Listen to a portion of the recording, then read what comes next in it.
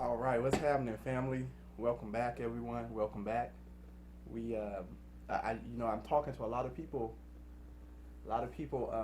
Y'all are letting your white dad or your white mom, your white husband, uh, your white friends, basically prevent you from understanding what's happening to black people. You're looking at one white person or two white people and being like, well, I don't think we need to be this way to white people, or we don't need to make white people feel bad, or we don't need to, we have a culture, we have a white culture that was based on oppressing us here on this land, and even before this land, where they come from Europe, they were at war with our culture, a literal war with our culture. You either had to convert to Christianity, and even when you converted to Christianity, you still were going to be enslaved, but they would treat you better. They might not kill you if you converted. And then also to their version of Christianity, I'm going to say that their version of Christianity, you already had Christianity all over the world. Ethiopia was the first nation to legalize Christianity, right? So Christianity started, it was already in Africa, but not this form that we know, where you can enslave people based on the color of their skin for profit and never get forgiveness of that, never reconcile that situation with the group. They've never reconciled with us, not even the white Christians. Forget about white culture. White Christians have never reconciled that with blacks. White Christians were some of the main ones enslaving black families. What's that man's name? John Newton or Isaac? John Newton, the one who wrote Amazing Grace, used to work on the slave ships, used to help capture slaves. He has a change of heart, repents, write Amazing Grace. Oh, saved a wretch like me. But everybody that he still caught, everybody he still brought over here from Africa, still went through a couple hundred years of slavery. He can be as sorry as he wants, right? We Amber Geiger, when she killed both of them, she's up there crying. She's up there all tears and everything like that. This trial's going on right now with what's that lady? I don't even know. What's the one who killed Brother Dante Wright? The one who killed him. She's up there crying on stand and everything like that. They can feel sorry and bad all they want. My brother Botham's not coming back. Listen, family, I grew up around white people almost all my life. I'm talking about like where I laid my head to sleep at night was around white people, right? I would go to the store, so I understood black culture. I was always around my culture, but where I lived was in the suburbs. I grew up in Roseville, California. It's 80% white today in 2021. So imagine, I grew up here 20 years ago. Imagine how white it was then. Dude, I understand white people in their comfortability state. A lot of you all just have dealt with white people as school teachers or basketball coaches here, or you just deal with them here or there, but where you live isn't around just white people. Dude, I lived around white people. Every time you walk out your house, they looking at you like, what you doing? And you're like, I live in this neighborhood. I was Trayvon Martin. You see what I'm saying? Walking through a nice neighborhood and stuff like that. We'd be the only black family. Everybody want to know who you are. Everybody being nosy and in your business. Getting stopped by police and all types of stuff. Oh, you live around here? What do your parents do? All that type of little abuse and assaults and all that type of stuff. I grew up around white people. I know how nice they can be. I know they'll give you clothes. I know they'll take you out to eat. I know that they're nice people. I know that there's nice white people. Dude, I understand white people. I'm speaking from a different perspective, y'all. I understand white people. I understand white culture. I understand what bothers white people about black culture. And I understand what actually intimidates them. They're not scared of thugs. They're not scared of what is portrayed on the media as thugs and thug culture, right? They're not scared of that because they can always call the police on that, or it's a culture that's ignorant of who they are. So they're not scared of that. They're scared of intelligence. They're scared of a Malcolm X. Malcolm X wasn't a thug. Malcolm X was intelligent. They're scared of that. Okay? They're scared of a black man or woman thinking for themselves. When we're talking about white culture, we're talking about this evil of whiteness. You do not need to have a people who identify themselves as non-color and then identify the rest of the world as people of color. That you don't bond based off of color and then tell everybody else you're being racist. They're the ones who bonded based off of a color. We have never bonded off of a color. Do you understand what I'm saying? Black people have always been here. We bonded off of culture. We bonded off of religion or ideals of spirituality or what our culture was. That's what we bonded over, not color. Because you're a certain color, we're not gonna mess with you, or you got to be of a different group, or whatever the case is. These people have bonded off of color and have gone all over the world. When you're denying white supremacy because of the nice white people that you know in your neighborhood, or the nice white people you know at church, whatnot. I know great white people. It's not gonna stop me from talking about how evil this culture has been and how oppressive this culture has been to me and my family and our ancestors. Okay, there's a great book called "The Travel Narratives of the Age of Discovery."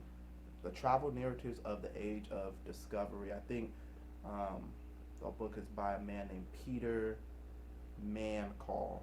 Travel Narratives of the Age of Discovery. Great book. That book talks about how white culture during the Age of Discovery, 1400s, 1500s, and 1600s, and 1700s, it talks about how white people go all over the world and colonize everywhere. And you're sitting here trying to defend white people based on one or two white people being nice to you, or 5 or 6 white people being nice to you, or the white people on your job being nice to you. And all over the world, black people have, and people of color in general, have been oppressed by this culture. The Travel Narratives of the Age of Discovery, it talks about when white people go over to Australia. It talks about when white people go over there to New Zealand. It talks about when white people go to India. It talks about when white people go to South America, when white people go to Mexico, all over the world. I've told you all this before. White people have just got to the rest of the world 500-600 years ago. And everywhere they went, black people and people of color were already present. Everywhere they went, even little remote islands they went to, black people are already sitting there just looking at you. Just looking at you. Many of these places, they were very friendly to these white people, right? And the white people killed them off. White people imprisoned them. Go get that book, Travel Narratives of the Age of Discovery. That will shut down all that stuff about what your experience is with a few white people. All over the world, black people are still oppressed because of white supremacy and the culture of whiteness. All over the world, white people have bonded based off of whiteness. You don't need white people coming up with a solution for how to fix the situation with black people. No, black family, it's going to come from us. We're going to figure this out, and it's going to come from our mind and our spirit and our faith and our belief in ourselves. Okay? It's going to come from ourselves. I went to a Black Lives Matter rally last year with my brother.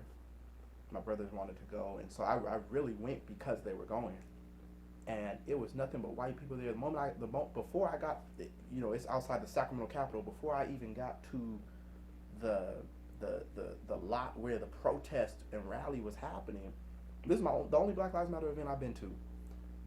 Before I even got to the actual lot where the rally was happening, white people were walking up to me, asking me if I wanted a mask, handing me water bottles. I'm like, are y'all with the Black Lives Matter? Who are y'all? They're offering me Little Caesars pizza. They're saying we got Jersey Mike sandwiches. I'm like, what? This is a Black Lives Matter rally for George Floyd when all the protests were happening, and it's nothing but white people here trying to almost deflect and distract from what we're here for. We're here to protest and get justice. We've seen some stuff that we don't want to allow this stuff to ever be happening. You have to show strength when people are showing strength against you. Right now we're in an epidemic, man. We are being killed at a rate very fast. There's every day. It's almost a genre on YouTube and Facebook. It's almost a genre to see police mistreating black people at this point. It's almost its own video genre. So we're out there to protest, and it's nothing but white people out there handing me water bottles, hand sanitizer, pizza, snacks, all smiling and stuff like that. No. We as a people are going to have to get to a point where we understand that it's healthy for us to just deal with ourselves and come up with solutions just on our own. We don't need a white person. We don't need a new white president. We don't need a new white governor. We don't need a new white nonprofit. We don't need a new white school counselor. We don't need a new white preacher. We don't need a new white nothing to get up out of our situation. We can do this, y'all. We can definitely do this, okay? But it's going to come from within us. So Don't use your good white people to deny white supremacy. White supremacy is worldwide. A good white person will support you in self-determination. All groups, all peoples have the right to self-determine who they want to be. Determine who they selves want to be. All people have that right. As long as they're not harming others in that process, they have the right to determine who they want to be and who they don't want to be. We don't want to take vaccine. We don't want to move in this way. We don't want to have to be forced to go and work for you. We don't want to have to go and do what you tell us to go and do. We want to have our own space, our own place, our own land, and be away from our oppressive culture that's been oppressing us for the last few hundred years, and these racist police that are still, and it's not about the police, it's the government. It's the government as a whole, okay? So we want to be against that. All right, y'all, let's continue this fight. Peace, peace, peace, and love to everybody out there who's in this fight with us as a culture and as a people. All right, blessings to everybody.